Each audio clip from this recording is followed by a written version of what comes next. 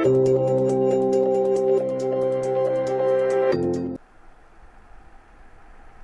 neçə gün qərb bölgəsində yağan qar Tovuz rayonunda da davam edib.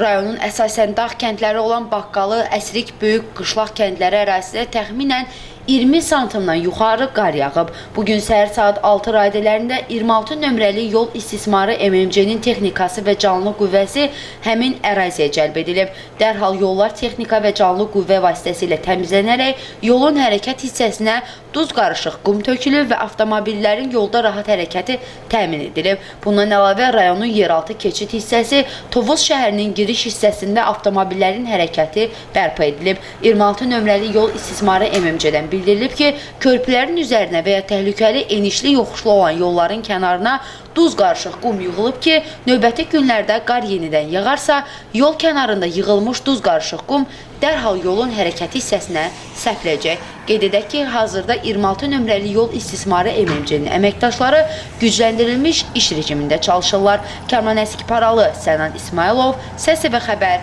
Qazax.